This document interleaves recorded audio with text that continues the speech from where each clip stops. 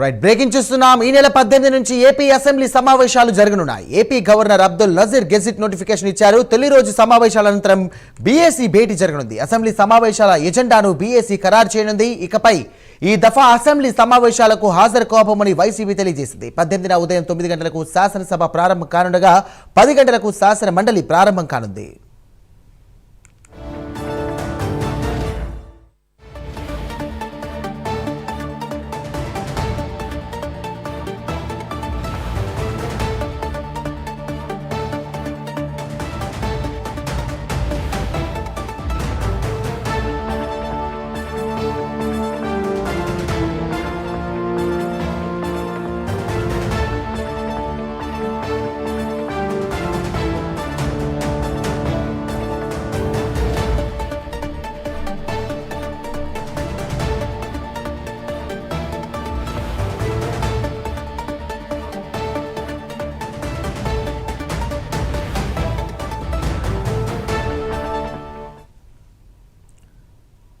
Right, ఇదే అంశానికి సంబంధించి మరిన్ని డీటెయిల్స్ మా కరెస్పాండెంట్ రాజ్ కుమార్ సిద్ధంగా ఉన్నారు. రాజ్ కుమార్ చెప్పండి, ఈ నెల 18 నుండి కూడా అసెంబ్లీ సమావేశాలు ప్రారంభమవుతున్నట్టుగా తెలుస్తుంది. దీనికి సంబంధించి కూడా వైసీపీ మొత్తం కూడా బహిష్కరిస్తున్నట్టుగా తెలుస్తుంది. ఎందుకంటే వైసీపీ మొత్తం కూడా దూరంగా ఉండేందుకు ప్లాన్ చేసినట్టుగా తెలుస్తోంది. ఎంతవరకు వాస్తవం? ప్రస్తుతం దీనికి సంబంధించి వివరాలు ఏంటి?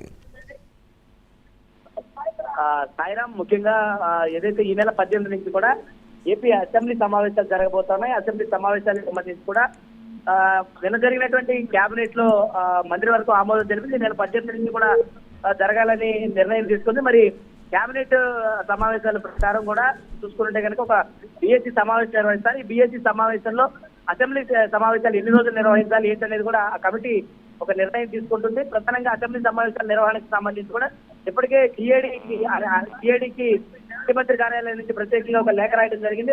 దానికి సంబంధించి ఏదైతే అసెంబ్లీ సమావేశాలు నిర్వహించాల్సిన అవసరం ఏదైతే ఉందో అన్ని రకాల ఏర్పాట్లు కూడా చేయాలని అటు అధికారులకు ఆదేశాలు ఇవ్వడం జరిగింది. మరి ముఖ్యంగా కనుక చూసుకుంటే అసెంబ్లీ సమావేశాల్లో ఏదైతే రాజధాని నిర్మాణ పనులకు సంబంధించి కావచ్చు అనేక రకాలైనటువంటి బిల్లులు ప్రవేశపెట్టడం కోసం రాష్ట్ర మంత్రివర్గం కొన్ని ఆమోదాలు తెలిపింది.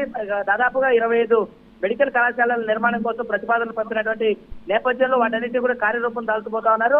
మరొక వైపు కూడా చూసుకుంటే ఏదైతే వైద్య బీమాకి సంబంధించి కూడా 25 లక్షల వరకు కూడా వైద్య బీమాని అందించబోతోంది కూటమి ప్రభుత్వం. ఆ వైద్య బీమాకి సంబంధించినటువంటి అన్ని కూడా కూటమి ప్రభుత్వం అదుపులో ఏదైతే అమలు చేయాలని ఒక నిర్ణయం తీసుకుంది. మరి ఇంకా ఇలాంటి అనేక రకాలైనటువంటి నిర్ణయాలు మెట్రో రైల్ ప్రాజెక్టుకు సంబంధించినటువంటి అంశాలు కావచ్చు, ఇటు రింగ్ రోడ్డుకి సంబంధించినటువంటి విషయాలు కావచ్చు, ఇలా రకరకాల సంబంధించినటువంటి అంశాలన్నిటిపైన కూడా కూటమి ప్రభుత్వం లక్ష్యం పెట్టబోతుంది. మరొకవైపు వైఎస్ఆర్ కాంగ్రెస్ పార్టీ రేపు అసెంబ్లీ సమావేశాలకు రాకపోతే ఉన్నటువంటి పరిస్థితి అయితే ఇప్పటికే రఘురామ కృష్ణరాజు లాంటి వాళ్ళు అక్కడ ఈసారి జగన్ కనుక రాకపోతే ఉప ఎన్నికలు నిర్వహించాల్సిన అవసరం అవుతుందని కూడా రఘురామ కృష్ణరాజు లాంటి వాళ్ళు ఒక డిప్యూటీ స్పీకర్ హోదాలో ఇలాంటి వ్యాఖ్యలు చేయడం పట్ల నిజంగానే అలాంటి పరిస్థితులు ఎదురయ్యేటువంటి అవకాశం ఉందా లేదా అనేటువంటి దానిపైన కూడా కొంత ఉత్కంఠ నెలకొంది. మరి ఈసారైనా సరే వైఎస్ఆర్ కాంగ్రెస్ పార్టీ నాయకులు ఇటు ఎమ్మెల్యేలందరూ కూడా అసెంబ్లీకి హాజరవుతారా లేదా అనేది కూడా చూడాలి. అటు అధ్యక్షుడు జగన్మోహన్ రెడ్డి నేతృత్వంలో ఉన్నటువంటి 11 మంది ఎమ్మెల్యేలు కూడా మరి ఈసారి హాజరవ్వాలని స్పీకర్ నోటీస్ పంపించడం జరిగింది.